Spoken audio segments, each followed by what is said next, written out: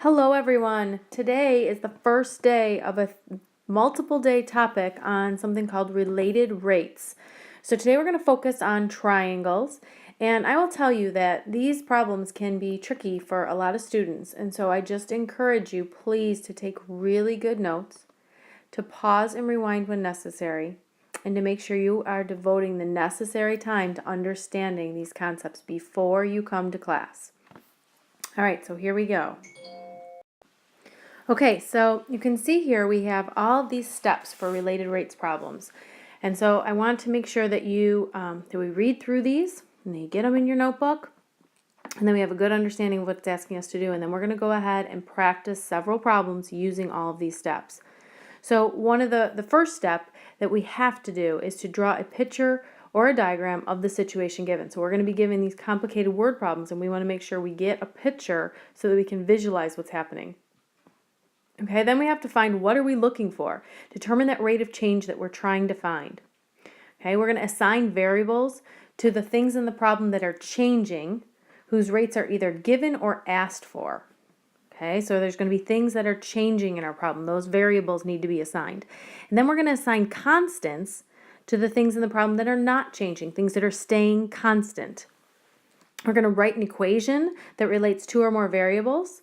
And these equations we're going to gather from just equations that we should know from our past, and we're going to use those equations that we pull from our bank of math knowledge. Then we're going to go ahead and differentiate the equation with respect to time. So respect to time is a big deal, okay? Up to this point we've differentiated always with respect to y, okay? So this is a new one, respect to time. Then we're going to solve for the rate of change by plugging in the known information. And if we're missing anything, step 8 says to go back to the equation that we got in step 5 and see if we can find it. All right, so rather than spend any more time on this, we're going to go ahead and actually practice these with a few problems. Okay, so let's look at our first example here. It says a rocket rising vertically is tracked by a radar station that is on the ground 5 miles from the launch pad. How fast is the rocket rising when it is 4 miles high and its distance from the radar station is increasing at a rate of 2,000 miles per hour? Okay, so the first thing that we want to do, the first step on our list of steps, is to get a picture, get a diagram going. All right, so if we draw a picture of what's happening here, we have a rocket that's rising vertically. Okay, so going like that. There goes my rocket. And it's tracked by a radar station that is on the ground 5 miles from the launch pad. So this must be the launch pad, okay, that the rocket was rising off of. And it said that there is a radar station 5 miles on the ground, 5 miles from the launch pad. So here's my rocket station, and it was 5 miles from the launch pad. Okay, now it says, how fast is the rocket rising when it's 4 miles high? So this here is 4 miles high. All right. The rocket is now 4 miles high. So if you can kind of take a look at what's happening here, you can tell we are in the beginnings of setting up a nice right triangle. So I'm going to go ahead and finish off that right triangle. All right. And if I have a right triangle, oftentimes we know that we know 2 of the 3 sides, and hopefully we know how we can find the third side. We have 4 miles here for my left-hand height, 5 miles for my bottom base, and what I need here is this missing piece. The distance from the rocket ship currently and the rocket station, the radar station. And so hopefully you're recognizing that, yep, this is in fact a right triangle, and we can use the variables A, B, and C to represent our 3 sides. Okay, now that we have our 3 sides labeled, let's go back to the problem and see what it is we are looking for. What is that rate that we're trying to find? All right, so if I go back and read in the problem, it says, we use the first sentence, how fast is the rocket rising? Okay, when we see that word fast, okay, that indicates to us that we're looking for a rate. Okay, how fast is the rocket rising when it is 4 miles high? So where is my rocket? Well, my rocket's over here, all right, on the left-hand side. And how fast is it rising? Well, that indicates that I want to rate with respect to time. So I am going to ask, what is dA dt? That is my unknown. That's what I'm trying to find. Okay, so again, let's go back to the problem and see what else we can figure out. So how fast is the rocket rising when it's 4 miles high and its distance from the radar station is increasing at a rate, there's that word rate again, of 2,000 miles per hour. And in case you missed the word rate, anytime we have miles per hour, feet per second, any rate where you have a per like that, where a distance per a time, that indicates that we have a rate. Okay, so where is this 2,000 miles per hour going to go? Well, if we take a look at what we have here, all right, and what they're asking, it says, how fast is the rocket rising when its distance, the rocket's distance, that's right here, okay, from what? Well, from the radar station. So it wants to know the rocket's distance from the radar station is increasing at a rate of 2,000 miles per hour. So this is what the rate is that they're talking about. The change of c over time. So what we know now is that dc dt is equal to 2,000 miles per hour. Okay, so we've filled in our rates that we know. We know the rate that we're looking for. Now, what else can we find out?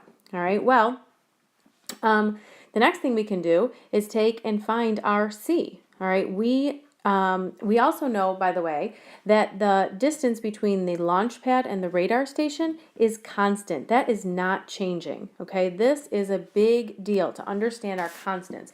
That launch pad and radar station, even though the rocket is moving up, okay, and the distance here from the rocket, as the rocket goes up, the distance from it that it is away from the radar station is changing. The launch pad and the radar station are always 5 miles apart. So that is recognized as a constant. And if it's constant, that means its derivative would be 0. Okay, so we don't have to put a dB dt. All right, now what we can go ahead and find is that missing side. And hopefully we know that if we have two sides of a right triangle, we can find the third by using our a squared plus b squared equals c squared. Okay, so we're going to go ahead and find that. So we have 4 squared plus 5 squared equals c squared. So that's 16 plus 25 would be 41. So square root of 41 is c. Okay, so I'm going to go ahead and fill in over here that this is the square root of 41 and miles again. All right, so now we're ready to start our figuring. Okay, so now it tells us to write an equation that relates two or more variables that are changing with respect to time. Okay, so our two or more variables here that are changing with respect to time is dA dt and dC dt. So what formula do we know for the right triangle? We're going to use that same one we've already used, okay? We're going to go ahead and use a squared plus b squared equals c squared. All right, and now it says that we are going to go ahead and take the derivative of this with respect to time. But before I do that, I want to bring in a very important point, okay? This is hugely important, and you want to go ahead and star it and make sure that you write this down and circle it and everything else. All right, I can only replace a constant before taking derivative. Okay, so if I have any constants, what this means, if I have any constants, we love those because what we're going to be able to do is put those constants in before we take the derivative with respect to time. So what is our only constant here? It's that 5 miles. So I'm going to keep a squared as is. I'm going to replace my b with b squared would be 25 and then equals c squared. So now I'm ready to go ahead and take this, the derivative of this whole equation with respect to time. So d dt. Okay, now remember when we learned about taking the derivative with respect to y with implicit differentiation, only when the variables matched could we leave off the dt, okay? Could we leave off the dy dt. Here, in the same thing, the only way that we can leave it off is if the variables match. Well, if you look here, my variables are a and c, and I'm taking the derivative with respect to time. So every time I take the derivative, it's got to end with dA dt or dc dt. All right, so we're going to go ahead and do this. Take the derivative of each of these with respect to time. So it would be 2a, and then, like I said, dA dt. The derivative of 25 is 0, so that's just gone, equals 2c dc dt. Okay, and taking a quick look at that, I recognize that I should be able to go ahead and cancel those 2's out because there's a common 2 on both sides. Okay, so now we want to go ahead and go back to our picture and plug in what we know. So what do we know? We know that A is 4. We know that dA dt is what we're looking for. That's our unknown. So we're going to leave that as dA dt. Equals, we know our C is square root 41. And we know our dc dt is 2,000. Okay, so to solve for dA dt, we're going to have to go ahead and divide both sides by 4. And so we get dA dt is equal to, that would be 500 square root 41. Now the big thing about these problems is we have to give our answer, our rate answers, with a rate. So if we go back and look what everything else was measured in, okay, our dc dt right here, it was measured in miles per hour. And in fact, that is exactly what this one is, 500 square root 41, and we need to give a label, miles per hour. And so that is our answer. All right, guys, we're going to keep working on these and do a couple more. So stay with me and keep working at it. Okay, are we ready for example 2? Okay, the next one says the height of a triangle is decreasing at a rate of 1 centimeter per minute, while the area of the triangle is increasing at a rate of 2 centimeters squared per minute. Okay, so let's stop right there. We have enough information to begin our drawing, okay? So we're talking about a triangle. Notice here that we do not see the words right triangle. So we're just going to draw ourselves a triangle.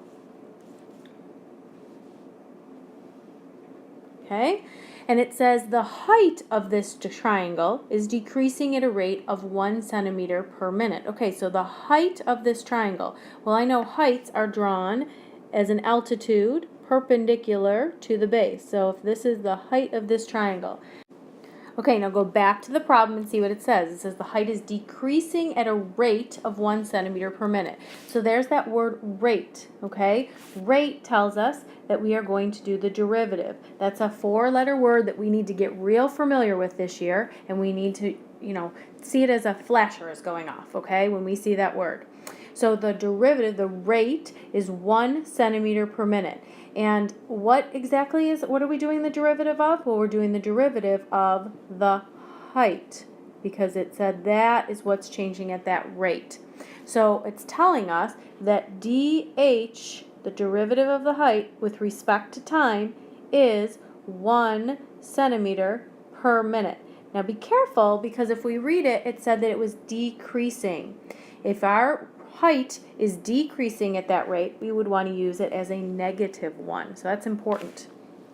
Okay, then it says, while the area of the triangle is increasing at a rate of 2 centimeters squared per minute. So now we're talking about the area is increasing at a rate, there's that word again, of 2 centimeters squared per minute. Okay, so what is increasing at 2 centimeters squared? Now it's the area. And so now this would be dA dt is equal to 2 centimeters squared per minute. And we'll notice that we have centimeters squared, of course, because we're talking about area. All right. So now continuing on and reading the question, it says, at what rate, there's that word again, at what rate is the base of the triangle changing when the height is 10 centimeters and the area is 100 centimeters squared? Okay, so at what rate is the base of the triangle changing? So what we're looking for here is dB dt. We want to know what rate the base is changing. That's our unknown. And then it says when the height is 10. So it gives you height is 10. So we know here that the height is 10. We can fill that in. and the area is 100 square centimeters. So off to the side here, I'm just going to put area is 100 centimeters squared. Okay, so at this point we have what we know labeled, okay? We have dH/dt labeled, we have what the height is, we have dB/dt is what we're looking for, and we know dA/dt also is 2 centimeters squared per minute. All right, so what we need now is to grab a formula that relates these variables. Well, if we're talking about area of a triangle is definitely a formula that we should know. So we're going to go ahead and write that down. Area equals 1/2 base times height. Okay, so now what we need to do is take the derivative of that equation with respect to time. All right, so let's go ahead and do that. So this would be dA/dt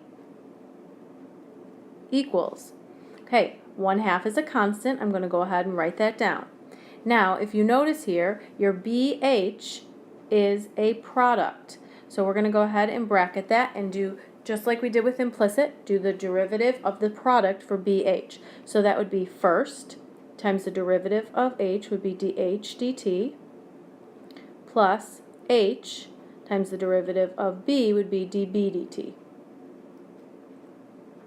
Okay, so we went ahead and did the calculus, we took the derivative, and I just want to kind of look at the variables that we have and see take stock of what we know. So dA/dt, sure, we know that, we have an answer for that. Okay, B, we don't seem to know what that is, so let's hold on for a second. dH/dt, yep, we know what that is. H, yep, we know what that is. And dB/dt, well, that's what I'm looking for over here. So the only variable that I don't have that I should have, okay, is B, the base. Well, okay, if you noticed, one of our steps was, I think one of the last steps was, if we don't have something, we should go back to the equation we created, which this is the equation we created, area equals 1/2 base times height, and go back and find that information. So we're going to go back and take my area formula, area equals 1/2 base times height, and we're going to plug in what we know. We know that the area is 100. We are looking for the base, and we know that our height of this triangle is 10. Okay, so that would be 1/2 of 10 would be 5. Divide both sides by 5, and you get 20 for the base. So now I know that I have everything that I can fill in. So I'm going to go ahead and chug and plug it in. Okay, so dA/dt would be the 2 equals 1/2 times 20 times dH/dt was -1 plus H is 10, and then dB/dt is what I'm looking for.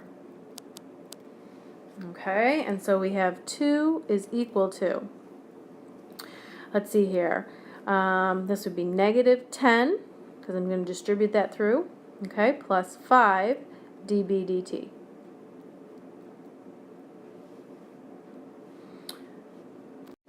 Okay, I'm going to give myself a little bit more room here. All right, so we're going to add that 10 on over. So we would have 12 is equal to 5 dB/dt. So 12/5 is equal to dB/dt.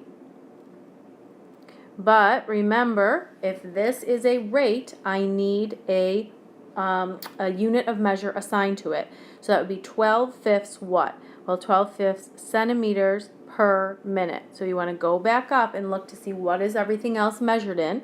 And height was -1 centimeters per minute, so it makes sense that the dB/dt, the rate of change for the base, would be also in centimeters per minute. Okay, so let's take a second and think about what this is communicating to us about this problem. All right, so we have this triangle, all right, and we see that the area of the triangle is changing at an increasing rate of 2 centimeters squared per minute. But the height of this triangle is going down. So you can almost see it. You're like pushing the triangle down, but yet the area is going up. So what must be happening is the base of the triangle must be growing longer. All right, and that's what this is saying. We had a positive rate for the base of the triangle. So our conclusion here is that the base is increasing at a rate of 12/5 centimeter per minute. so this is our final conclusion of what happened. Okay, so we've now completed 2 problems, and I know these are big, beefy problems. If you are struggling at all or trying to understand, I would really, really encourage you to pause and go back and maybe re-watch and make sure you know where everything's coming from and you have a good grasp on what you're learning. Okay, we're going to do 2 more of these problems, so stay with me and continue to take good notes. Okay, let's read this third problem. A ladder 15 feet tall leans against a vertical wall of a house. Okay, so I should be able to kind of get a picture going for what that looks like. All right, so here's my vertical wall, and I have a ladder leaning against the vertical wall. All right, and it is 15 feet. So I'm just going to close in the bottom, and again, we can notice that we have a right triangle. If the bottom of the ladder is pulled away horizontally from the house, so here's the bottom of the ladder right here, okay, and it's being pulled away horizontally. So we're pulling it away, all right, at a constant speed of 4 feet per second. So it's getting pulled this way at 4 feet per second. How fast is the top of the ladder sliding down the wall? So this, obviously, as it's getting pulled away horizontally, the top is going to be dropping. Okay, so how fast is it dropping? When the bottom of the ladder is 9 feet from the wall. So they're telling us that as it's being pulled, they want to know specifically how fast is it dropping when that bottom is 9 feet from the wall. All right, so we have a picture started. Again, we notice that we have a right triangle. So I'm going to go ahead and label my 3 sides with an A, a B, and a C. All right, so what rates do we know? Some we've already filled in. And what rates do we need? And do we have any constants? Okay, those are the questions we need to ask ourselves before we can even begin. All right, so what rates do we know? Well, I'm going to go back in, and as soon as I see that I'm talking about a speed of 4 feet per second, that is a rate, okay? And so this was our first rate that we wrote down right here, and that was the rate that B was changing. And so that's dB dt was 4 feet per second. All right, now how fast is the top? Fast, remember, is talking again about the derivative, about a rate. What rate is the top of the ladder sliding down the wall? And so what is the rate that A is sliding down? So that would be dA dt, and that's what we don't know. That's our unknown, so we're going to put that down as an unknown. All right, and then when the bottom of the ladder is 9 feet. So which of these things is not moving? Well, hopefully you think about it and you realize that a ladder is in fact constant, okay? You are not changing the length of the ladder. It is not expanding or getting smaller. So the ladder is our constant, but what's changing is the bottom of the ladder is pushing out and the top of the ladder is pulling down, okay? So what is the formula that we know that relates all 3 of these and that we're going to use to find the length of how far up on the wall the ladder was to start? Well, that would be our a squared plus b squared equals c squared. And you know what? If you know your Pythagorean triples, which I'm hoping some of you do, we would know that this is a 3, 4, 5 triangle, just tripled, right? So here we have 3 times 3 is 9, 5 times 3 is 15, so over here we would know that this is 4 times 3, or 12 feet. If you don't know that, of course you can use the Pythagorean theorem, but if you recognize it, then it just saves you that much time. Okay, now remember, before we jump in and do the derivative, we want to look at our information and decide if we have any constants, we can plug those in before we take the derivative with respect to time. And in fact, we do have a constant of 15. So we're going to go ahead and leave a squared and b squared, but put 15 squared, which is 225, in for c. All right, now we're going to go ahead and take the derivative of that equation with respect to what? That's right, time. All right, so we're going to go ahead and do it, and it would be 2a dA dt plus 2b dB dt equals 0. All right.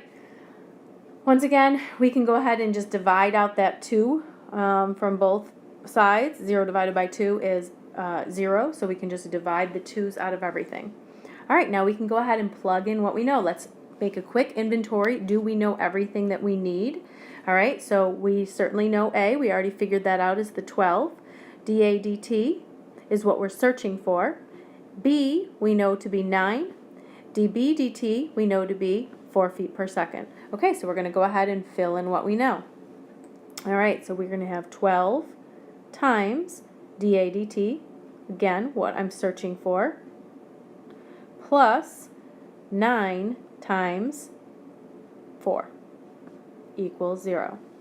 All right, so that would just be 12 dA dt is equal to, that's 36, we bring it to the other side, negative 36. Divide both sides by 12, and you get dA dt equals negative 3. Again, we are not done with a rate question until we have a unit of measure. So what is it moving? Negative 3 what? Negative 3 feet per second. All right, let's think about why is it negative? Because it's going in what direction? It's going down. So as that, the dB dt was a positive because it was moving in a positive direction to the right. But our dA dt, as that was moving in a positive direction, the dA dt is falling down, which is a negative, okay? So we would write a concluding sentence, all right, that the latter is falling at a rate of 3 feet per second. Okay, now some of you might be asking, wait, I thought you just said that the rate was negative 3 feet per second. Why, when you wrote your concluding sentence here, did you not put that negative in? Well, I already said that it's falling. It's going down at a rate of 3 feet per second. So that's a negative action. If I then on top of that put another negative, you'd have a double negative, which would really mean it was rising. So I hope you can follow what I was saying there. If you're using the words falling or dropping, then that is the rate at which it's falling or dropping. All right. Here, the answer, negative 3 feet per second, indicates that it is in fact falling or dropping. Okay, we're ready to start our last problem. So it says a northbound ship leaves the harbor at 12 noon with a speed of 7.5 miles per hour. All right, so I'm going to go ahead and start to draw that. So I have a ship and it leaves a harbor and it's traveling northbound. So I'm going to go ahead and show that it's going northbound. And it says a speed, so that's a rate of 7.5 miles per hour. So I'm going to go ahead and say 7.5 miles per hour. Okay. And a westward ship leaves the same harbor, so leaves the same place at 2 p.m. All right, now I notice that I have these two different times, so I'm just going to make a note here that this one was at 12 noon, and this one is at 2 p.m., and it's moving westward. Okay, so this one was 2 p.m. This time with a speed of 8 miles per hour. So 8 miles per hour. Okay, so I have these two rates. Now the next question says, how fast, so fast indicates a rate, okay, and that's the rate I'm looking for. How fast are the ships separating at 4 p.m.? All right, well, where are the ships in my picture?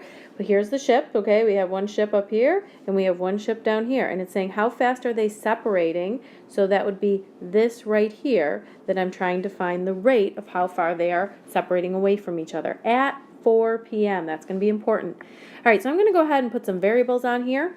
So we have A, B, and C. All right, and so what I am looking for here, my question was how fast are the ships separating? So what I'm looking for here is dC dt. That's my unknown. And the rates that they gave me over here, well, this must be dA dt. And this must be dB dt. Okay, now I need to find some lengths of A, B, and C. All right, well, let's take into account the information that they gave us, right? We know the speeds, and we also know how long that they have been traveling, how many hours. So the first ship, the one that's going northbound, right, he left at 12 noon, and he was traveling until 4 p.m. So how many hours is that? That's 4 hours of travel. 4 hours of travel at 7.5 miles. So if I want to know the distance that he traveled in those 4 hours, I would take my time and multiply times my speed, and I would get my distance of, let's see here, 4 times 7.5 is 30 miles. Okay, so I know A here is 30 miles. All right, same thing for my westward ship. He's leaving now at 2 p.m. And again, we're worried about the end time of 4 p.m. So this guy only traveled for 2 hours at a speed of 8 miles per hour. So now if I multiply those, I'm going to find that I have 16 miles traveled. Okay, so this ship, the westward ship, traveled 16 miles. All right, now again, if I know 2 of my 3 sides of a right triangle, I can find my third side by using Pythagorean theorem. So I would go ahead and do 16 squared plus 30 squared is equal to c squared. I find 16 squared and 30 squared to be 1156. And when I take the square root of that, I get 34. Now, taking a step back, once again, I'm just trying to give you tricks to make things go a little bit faster. Taking a step back, that's another Pythagorean triple that you might want to commit to memory. And this one is the 8, 15, 17 Pythagorean triple, and here we've just doubled them. So 8, 15, 17, and obviously the one that you know most frequently is the 3, 4, 5. Another one is a 5, 12, 13. So if you want to jot these down and make sure that you have them memorized, that way when they come up, you know them by heart and you don't have to look them up and you don't have to do the Pythagorean theorem. Okay, so at this point, I'm going to go ahead and give myself a little bit more room. So I'm going to move myself up a little bit here. All right, now at this point, I'm hoping that you know what we're going to do next. All right, at this point, we need to grab an equation that relates our variables in our problem. And so the formula that we know that relates a right triangle, the 3 sides of a right triangle, is our a squared plus b squared equals c squared. And before we take the derivative, we want to ask ourselves, are there any constants in this problem? And hopefully when you take a time and think about it, you can see that we have a dA dt, a dB dt, and we're looking for dC dt. In fact, there are no constants, okay? Our ship is moving northbound, and it's moving at a rate. Our ship is moving westward, and it's moving at a rate. And as those 2 ships are moving apart, dC dt, the distance which those ships are, is also moving. And so we do not have any constants. Everything is moving. All of our sides are moving. And so, in fact, we cannot fill anything in. We're just going to go ahead and take the whole derivative with the whole thing with respect to time. So go ahead and do that and come back to me and check your answer. Okay, so hopefully this is the derivative you got. And again, we have that 2 that's we can divide out from all 3 of those terms. And so now we're ready to start plugging things in. All right, so what do we know? Well, we know our A is 30 miles. So 30. We know our dA dt is 7.5 plus B here is 16 and dB dt is 8 miles per hour is equal to C we know to be 34 miles and dC dt is in fact what we are looking for. Okay, so now 30 times 7.5 is 225. Plus 16 times 8 is 128 equals 34 dC dt. All right, 225 plus 128 would be 353 equals 34 dC dt. Okay, so we're going to go ahead and divide both sides by the 34. I'm just going to scooch over here. And so what I end up with is 353 over 34. And now I need a rate. So what are my ships moving at? They're moving at miles per hour. And that is dC dt. Okay, so now tell me, if I have a positive rate, are the ships moving closer together or are they moving further apart? So this would be that the ships are moving further apart. Hopefully you recognize that. All right, and so we would say that the ships are moving apart at a rate of 353 over 34 miles per hour. All right, and that is our conclusion for this last question. Okay, so we did a lot today. Hopefully you're seeing some repetition in these problems and you are starting to get a little bit more comfortable with them. All right, so you definitely want to make sure that you are, I know I'm a broken record tonight saying the same thing over and over again, but please make sure you spent enough time on this so that when you come into class, you're not completely lost.